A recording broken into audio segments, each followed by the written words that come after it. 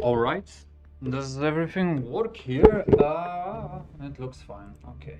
Hey, what's up everyone? It's Karishkur here yet again. I'm actually back, as you can see.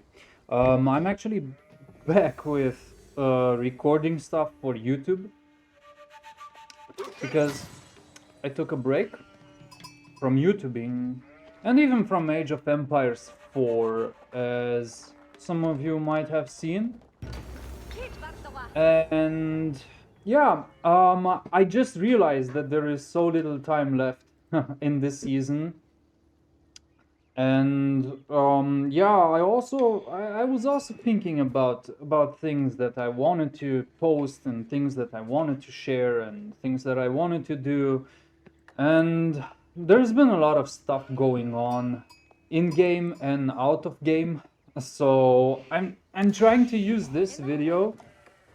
I'm trying to use this game as an opportunity to talk about everything, and I'm also doing 10 tips. Okay, so I'm also trying to give you 10 tips during this video while I talk about Mongols and Age of Empires 4 in general, because I felt like I wanted to record some stuff, but I also felt like I wanted to play the game in my own pace, because every time I'm recording every time I'm recording and I'm playing, I feel like I'm not being necessarily myself. So sometimes I just don't want to comment at all.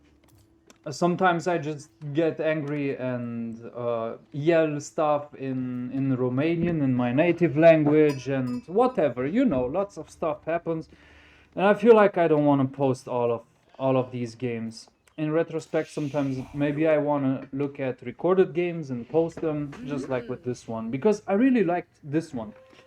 And during this break, I have played a few games, maybe, I don't know, I would say 5 hours of Age of Empires in the past week, and 10 hours in the previous week, the week before that, so maybe 15 hours at most in the last 2 weeks. And I've played mostly against AI, which I can recommend if you want to practice your openings.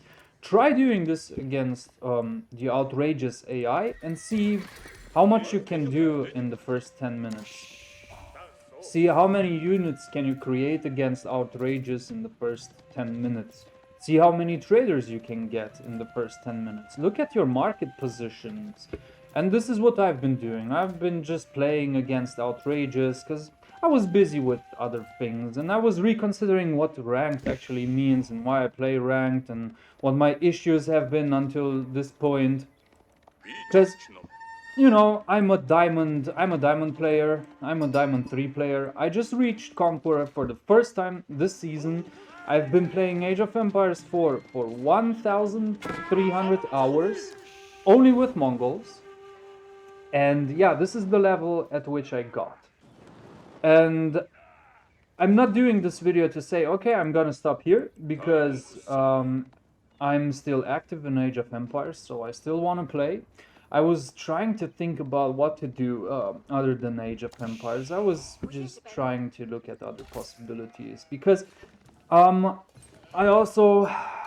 been starting to practice my guitar again. I've been playing for 15 years, and I've actually written quite a lot of metal songs, which I've posted only 2 or 3 out of these. So I was thinking about sharing this stuff with the world, and I was thinking about doing some other things as well besides Age of Empires, because I felt like I hit a brick wall. I was just doing the same thing over and over and over again. The Khan in the corner, scouting this, doing that. And then I started to analyze my playing patterns, my playing behaviors, and one of them was only aggression, and if stuff doesn't work my way, I would surrender. And I'm trying to get out of this. So in the past, I would play 1v1, and when I would get bored in ranked, I would just surrender and go to the next one, or play when didn't feel like it, so there was lots of stuff happening, and I'm trying to avoid playing yeah, like this. Anyway, another tip is the opening. As you can see, I'm using my Horseman Rush. I'm at minute 520 and I'm getting the deal stones done, and as you can see, the Horseman Rush has actually incapacitated my opponent by quite a lot, who is playing French. I just realized I talked a lot and didn't show you the entire thing that was going on, right? Yeah, so I decided for the Horseman Rush because I felt like, okay, against French, it's the best to actually incapacitate them for a little bit. With the Horseman Rush, no need to commit for a tower until he has these spearmans. I'm good with the Horseman, and this is what happened. And then I also like the Horsemen because they're not only good as an offensive force to kill villagers, but they're also very good to snipe out the units that are usually sent by this time on the map, just like the scout. If I had another horseman, I would have attacked this guy. On the other hand, I didn't really know what landmark he went for, and it's just later when I realized that he went for the Chamber of Commerce. Later meaning now. And yeah, then I started adding in Mangudai. So I could have went for the third horseman, but why? What for? I mean, 100 food is actually what you need for these Mangudai. So I'm also thinking, okay, sometimes it's pretty okay to add a scout, to add a third horseman. Yeah, it works, but it's really situational. Sometimes you don't even need more than two. Sometimes you don't need more than two. And the point of the Horseman Rush is to throw your opponent off. So you're not committing to anything serious. You're just making units that you use to be a bit more mobile on the map. Also, as you can see, lots of bad micro plays coming from me. So I'm just stopping this Mangudai here, and this would be my next advice. I think one of the secrets of Age of Empires 4 is actually using very good pathing. Just like in this scenario, I'm capturing these guys. You know, use correct pathing and distribute your units, your military units, like you would with villagers. You know, with Mongols you play with your military units like you would play with villagers. You know, I would probably distribute my units to go around here. Okay, I'm gonna tell you this after. Okay. Yeah, because there was like a big fight going on here. Okay, so I managed to kill 2 villagers here, so that was okay for me. I'm constantly rallying units now, as you can see. And yeah, what I wanted to say is, you know, be mobile with your armies. So control move them, you know, control move them like this, you know, like this, and then add another one. You can even add the A move for the Horseman Rush to, you know, you can just take the unit. I'm not sure if I can show you like this. Yeah, and then control click or shift click, I'm not sure which it is, and you can attack move to assign it as an order, you know, the third order. Yeah, anyway, okay. I think you got the point. So sometimes I would do very good horseman rushes, even blindly, like this. The third order sounds something like Star Wars. Anyway. Then another thing is, yeah, wherever you're putting villagers, it's always important to keep them safe. So this is one of the platinum mistakes that I made. But sometimes, you know, your opponent is so happy that he doesn't even see that you also have army in his base, and yeah, that's when the things actually change for you. And this is what I like about Diamond, you know, it's that, you know, one guy capitalizes on the mistakes of the other. And yeah, so it goes. That's typical diamond platinum stuff.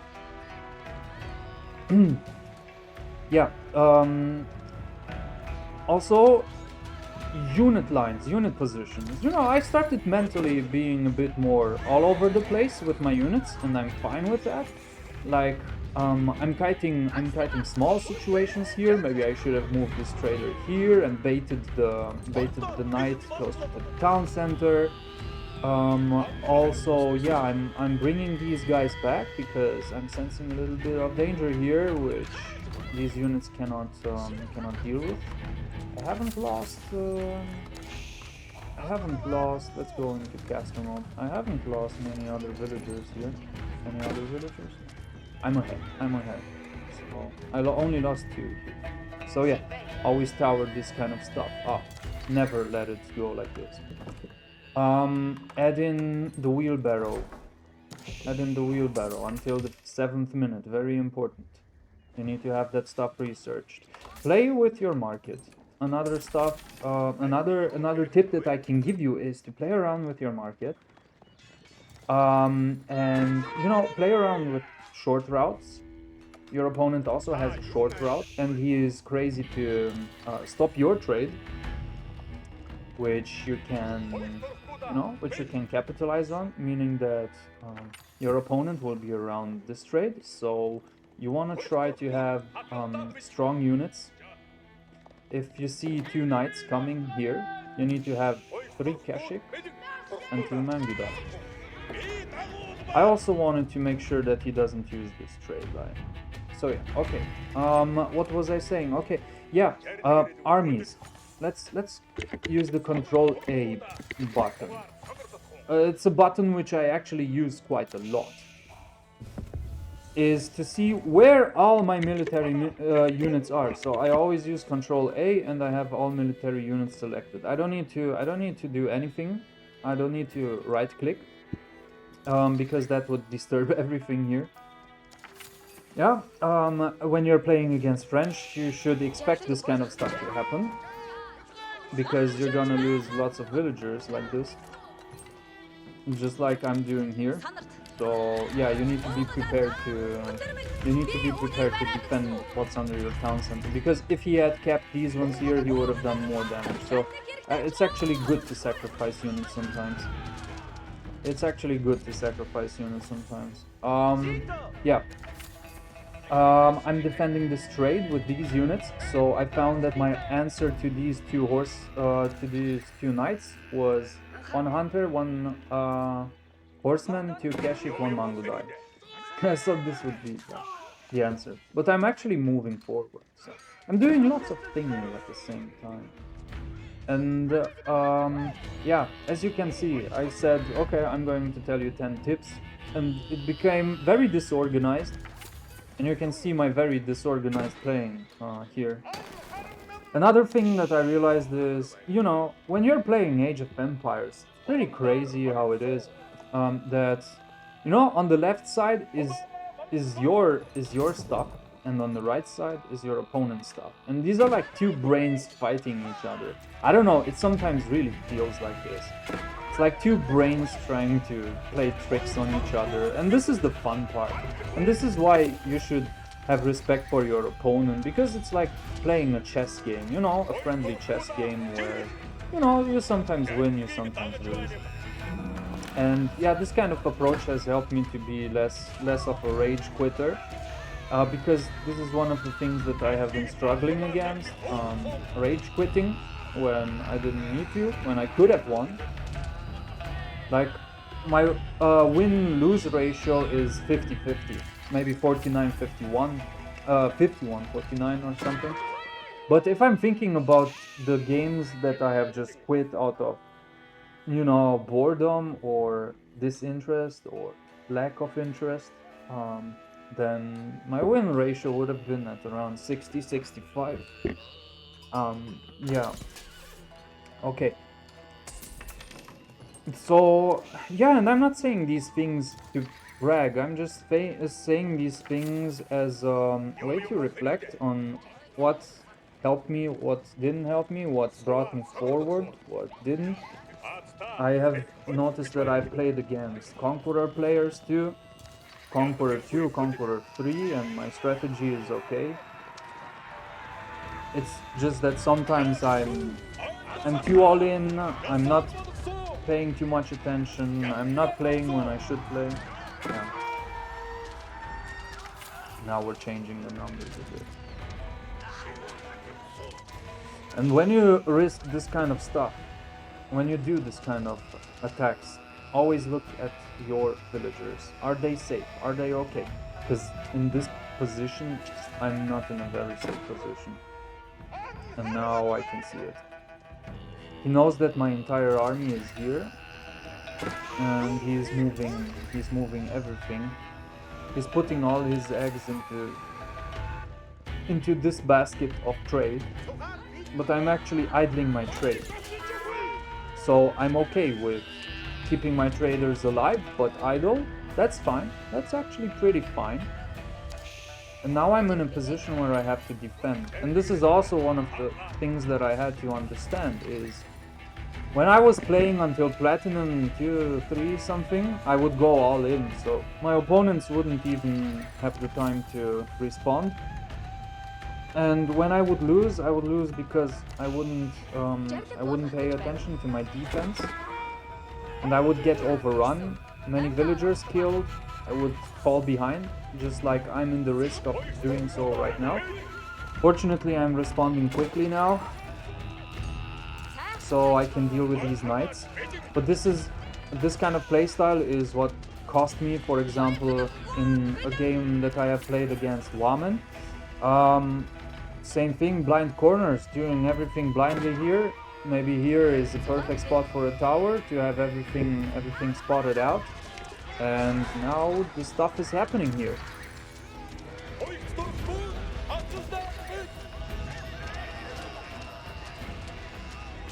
But I'm actually here in the upper hand because I have the mobile units. I have my reinforcements coming, and yeah.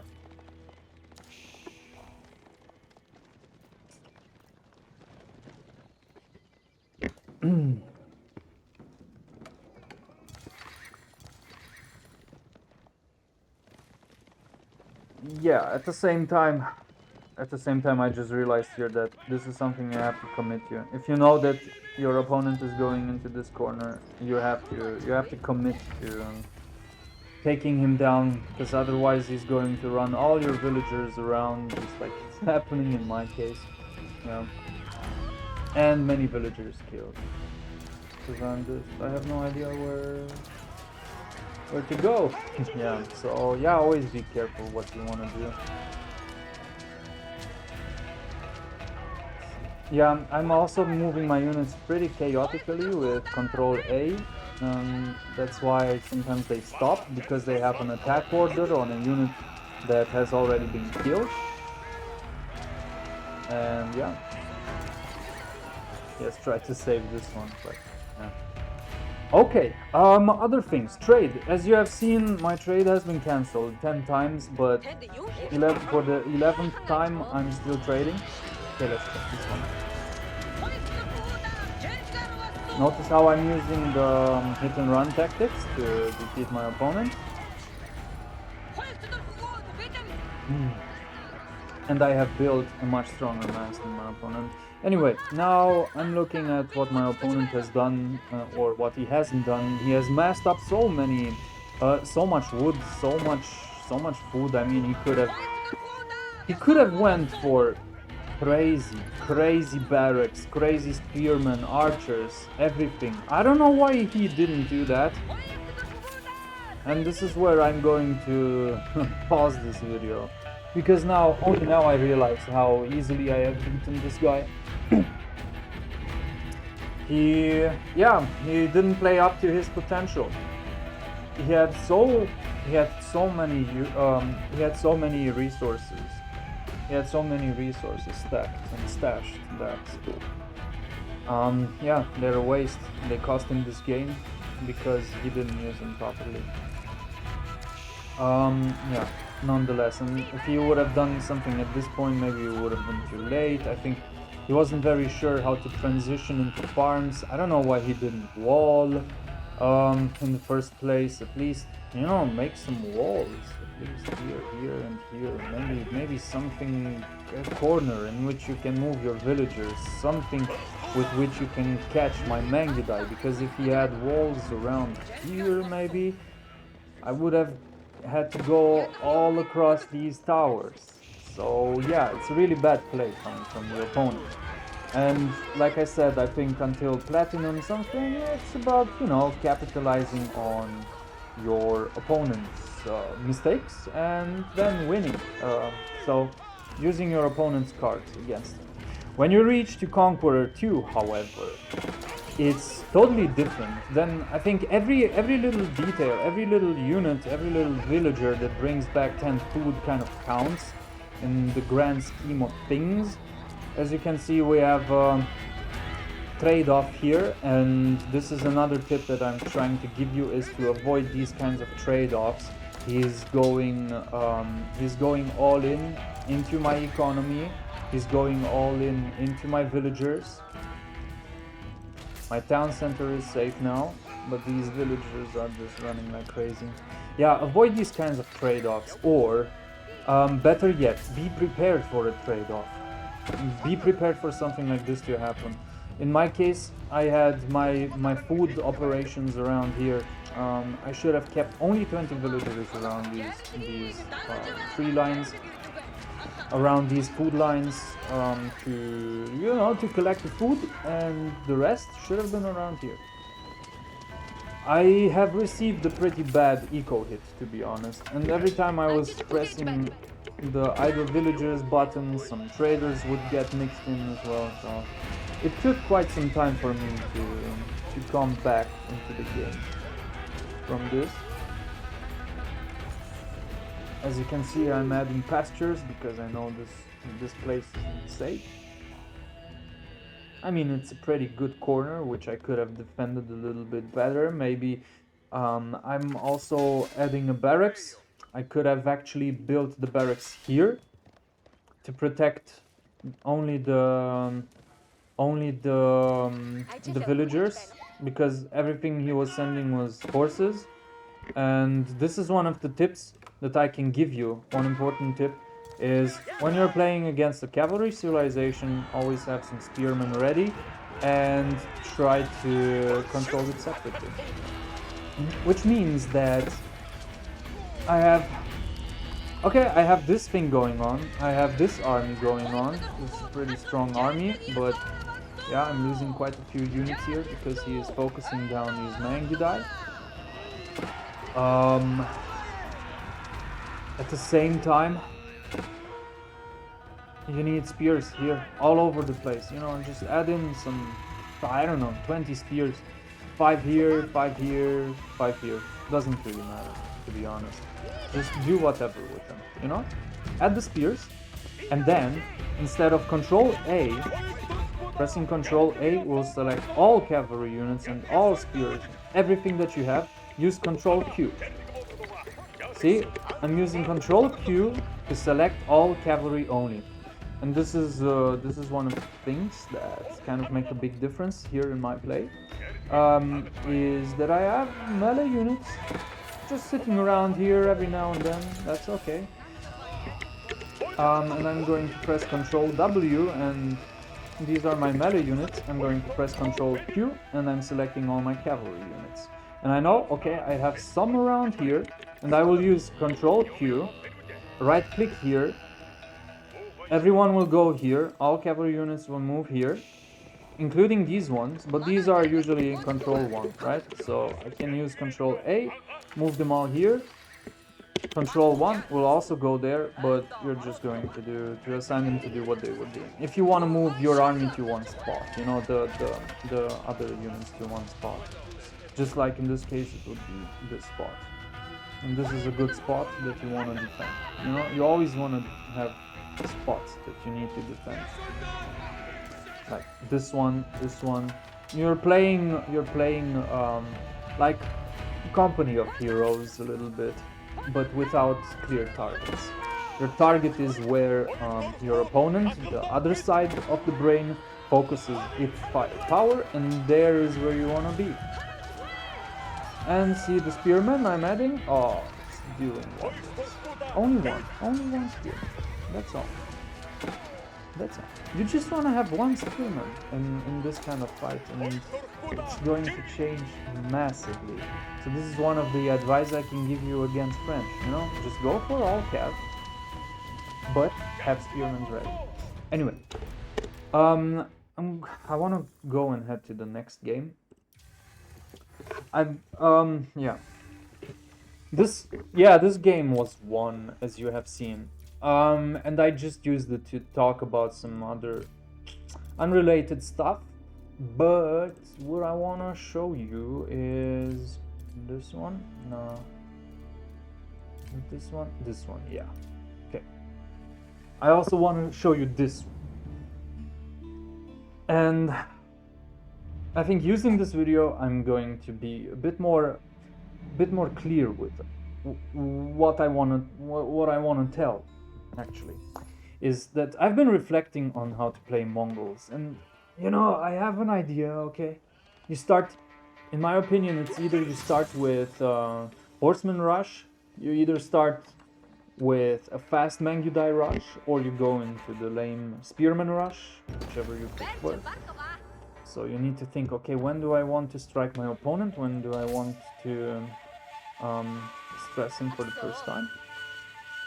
And then you just go.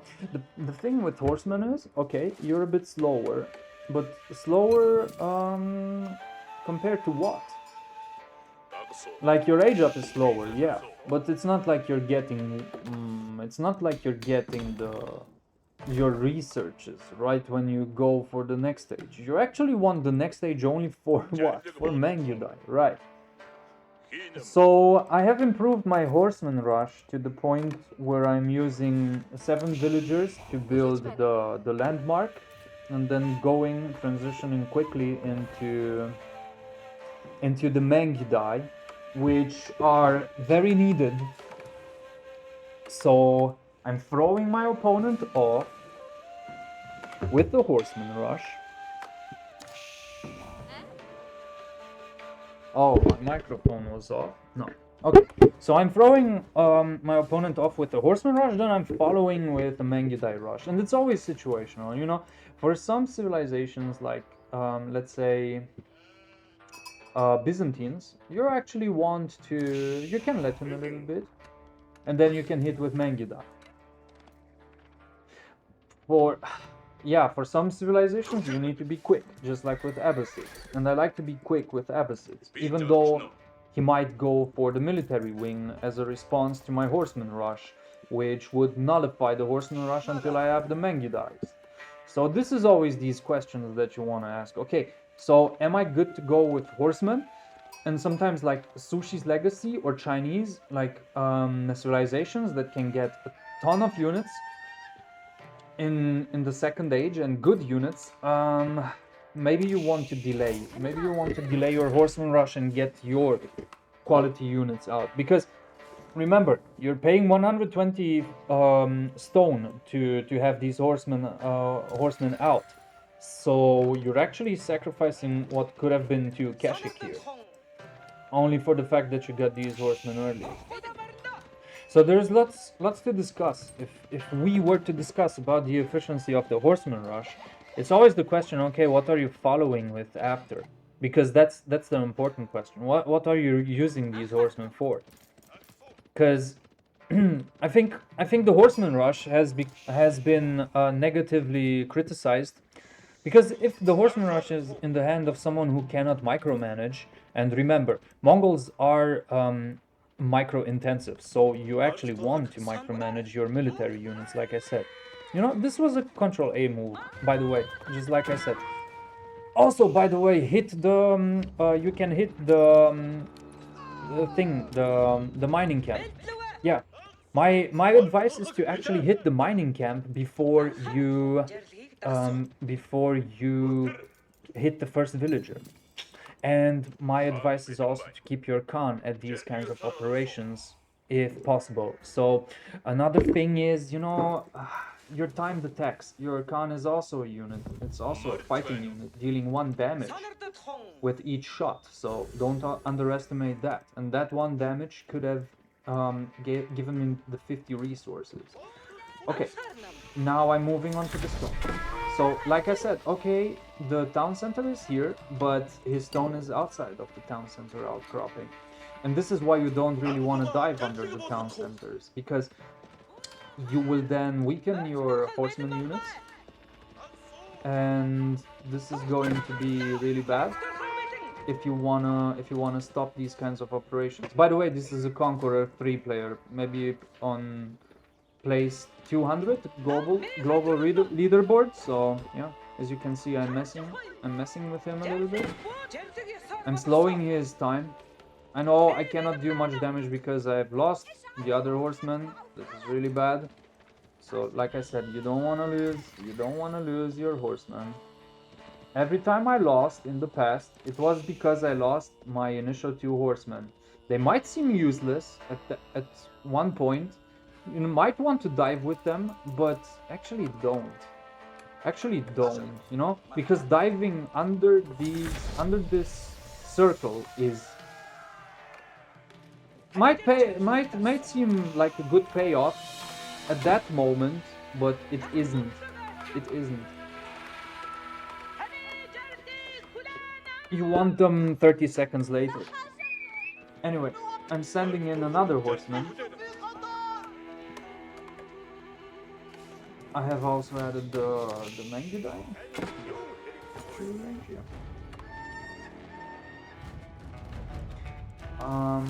Okay. My horsemen are both upgraded, which is good. He hasn't mined enough. Oh yeah, he has. He's adding that stuff there.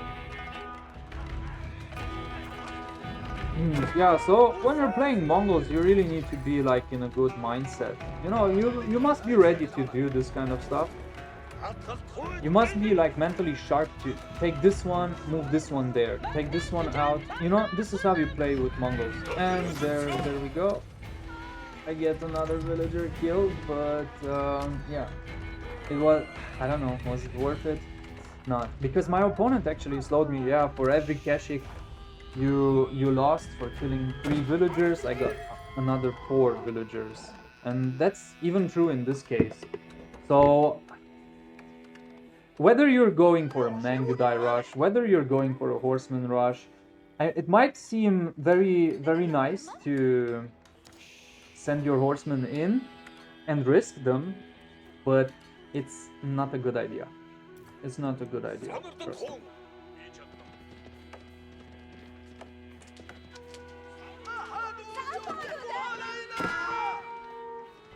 Okay, so as you can see, I'm actually switching up my strategies.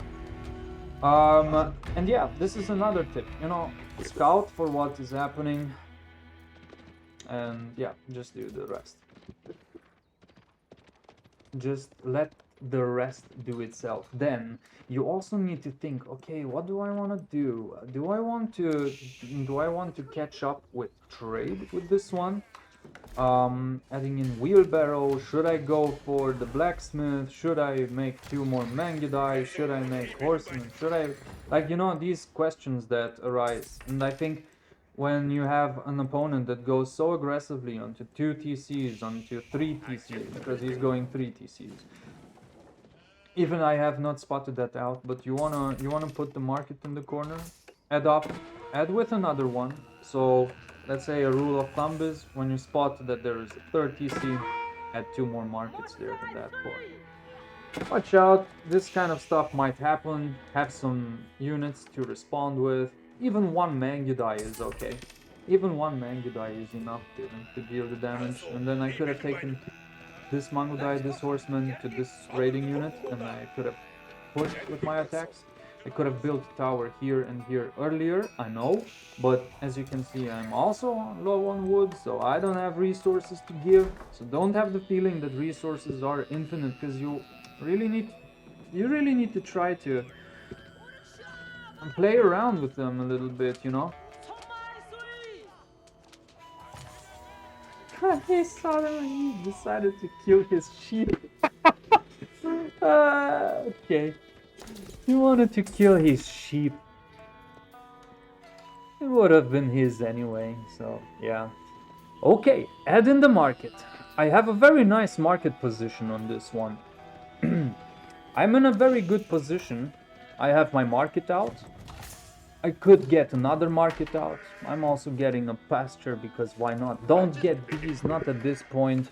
My tip, because for this 150 wood you could have placed a tower here. For this 150 wood you could have built another market and you could have made trades. So always think, okay, I'm not adding this, but I'm putting it there. I'm not building this with wood, I'm building that, you know? I think wood is a very okay, let's watch this. Let's watch this dive. This dive is actually good, and let me tell you why. Because the town centers are firing on the Khan, and I'm under this 8th town center, which is not so bad. I could have taken my Mangudai out and left the Keshik in, but okay, it was a good dive. I'm also not aware that he is adding 2 stables, because if I would have been aware, and I'm losing this really stupid, I could have beaten this Conqueror 3 player easily if I had applied the tactic of the previous game.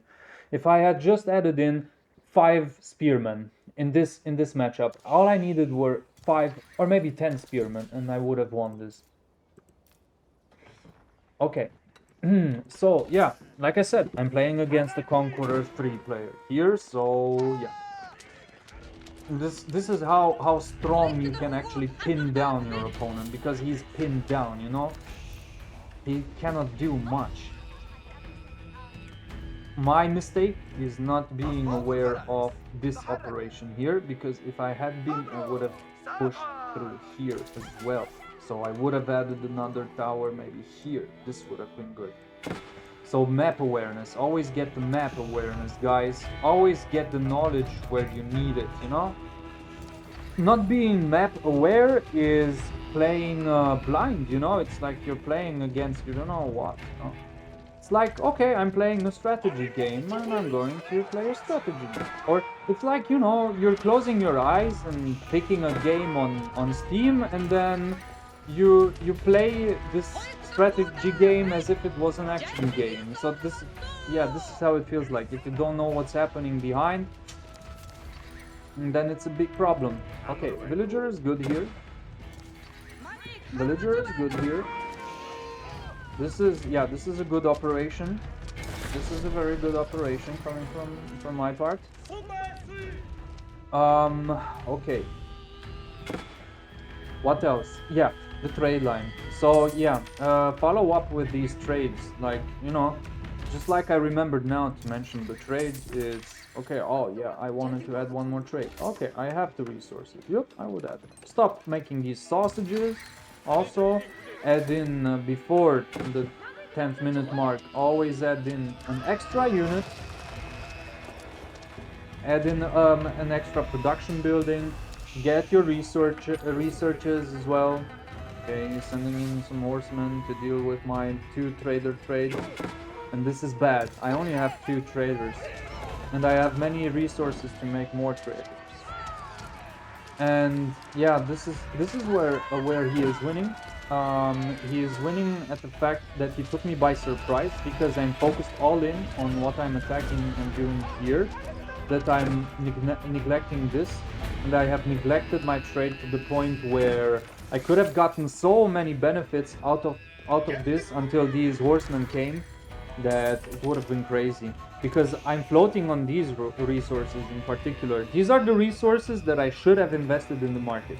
And when you see that you have a surplus of resources, ask yourself, where should I have invested these resources? Because they clearly should be somewhere else, not floating. Yeah. And in this case, floating resources, like the proportion of wood to gold, means market. I have no market.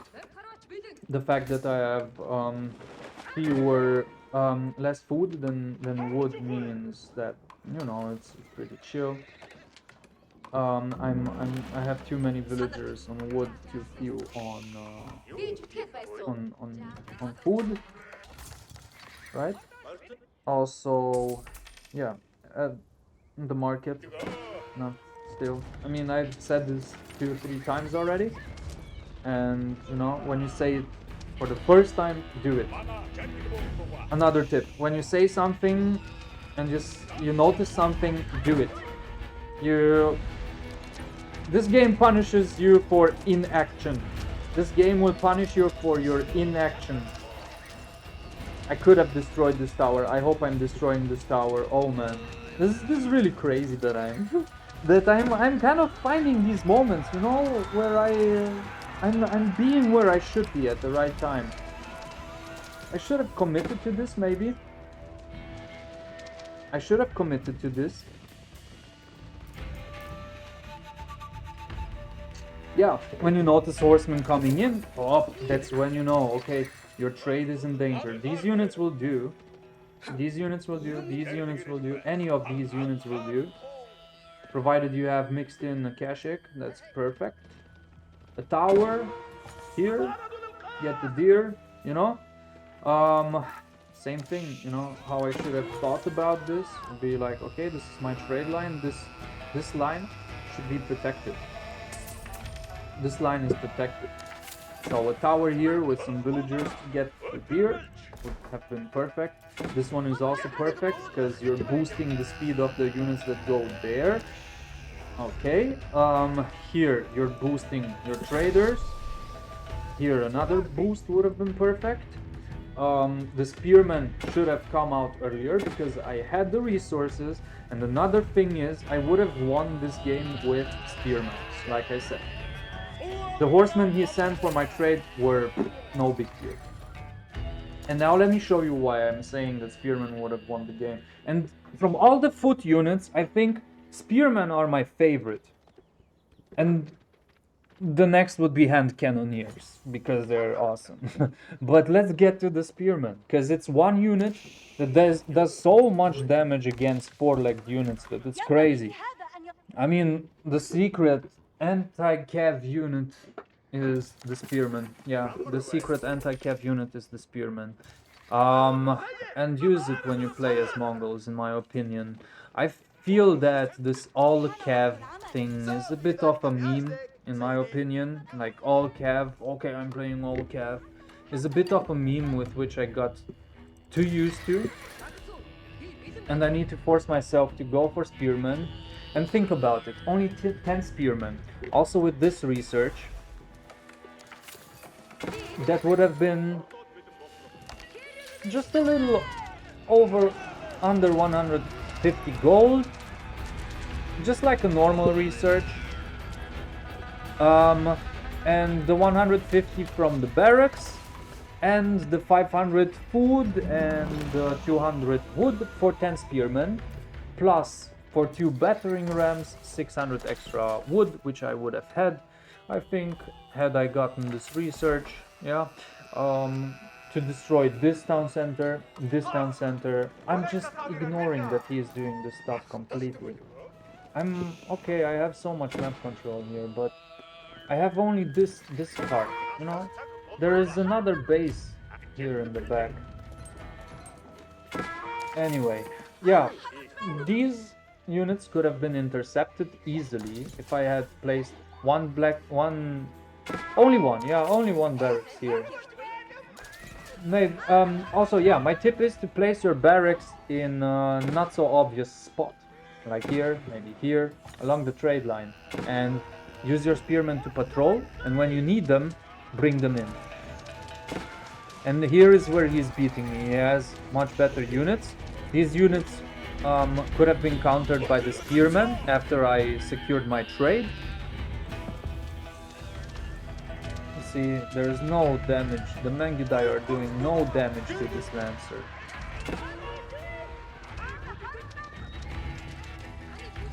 And here at this point I'm kind of overrun.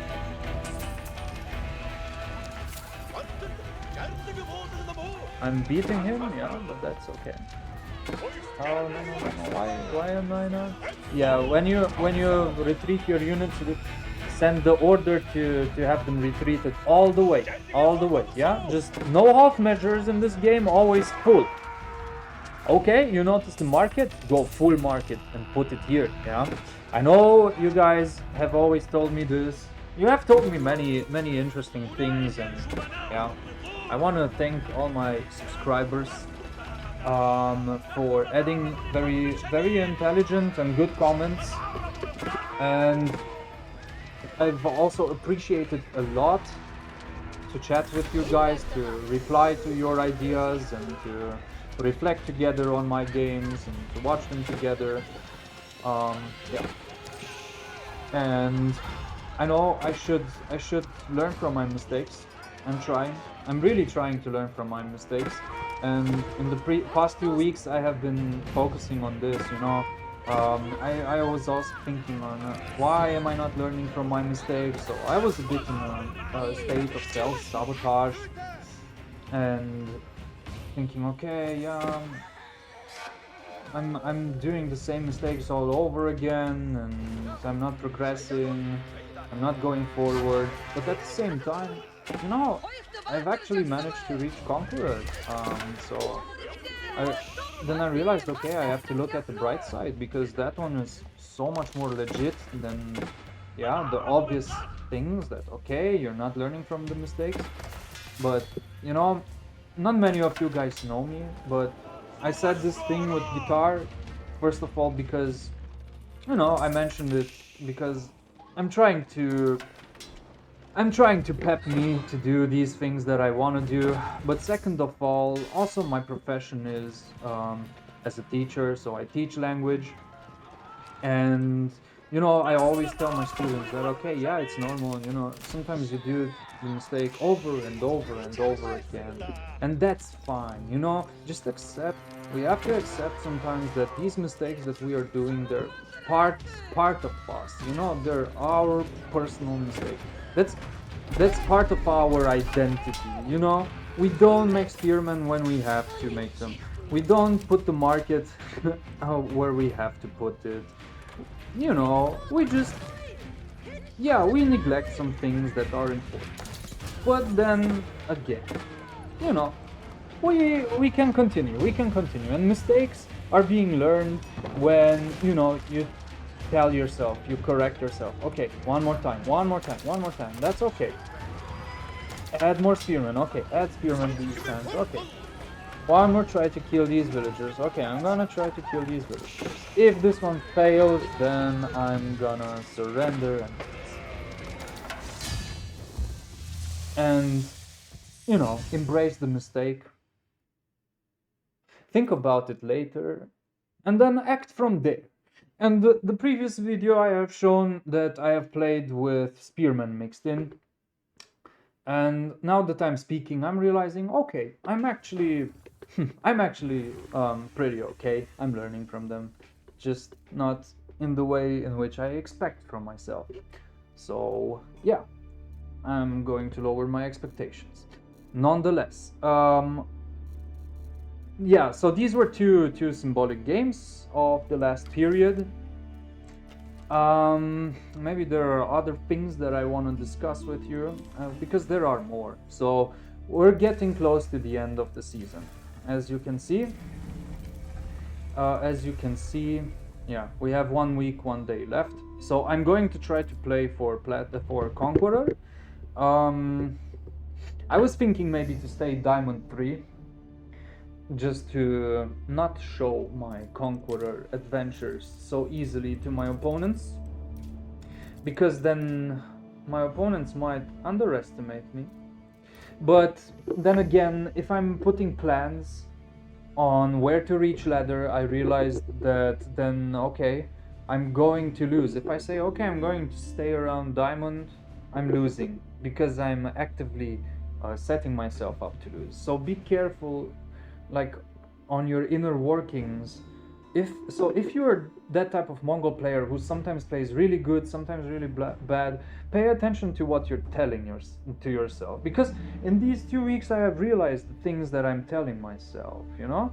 and I've come to very interesting conclusions. I hope that I have shared some of them with you guys, and I hope that it was useful to watch these two videos together. I realized that I'm very disorganized in the way in which I arrange my top 10 tips. But then again, my playstyle is a bit disorganized, as you have seen, especially in the first game.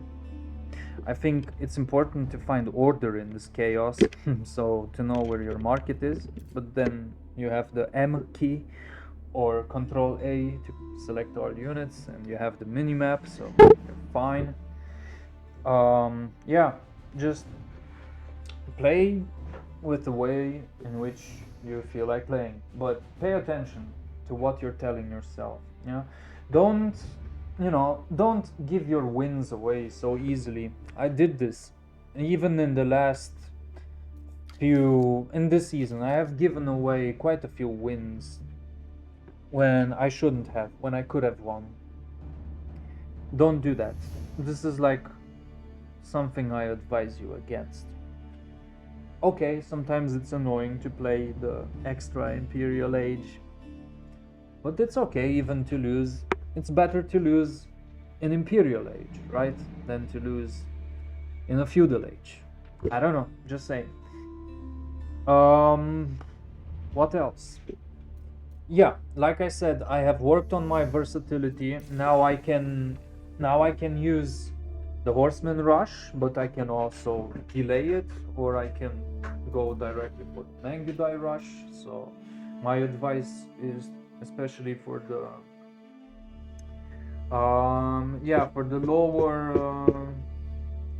for the lower tier, like Platinum, I'm looking at you. Yeah, try to be a bit more versatile. And yeah, other than that, I don't know. I think I've just talked too much about nonsense in this video. Yeah. So let's get back on the ladder and see what will happen. So yeah. Thanks for watching and thanks for listening to my stuff. Hope it was useful, and see you back on the ladder.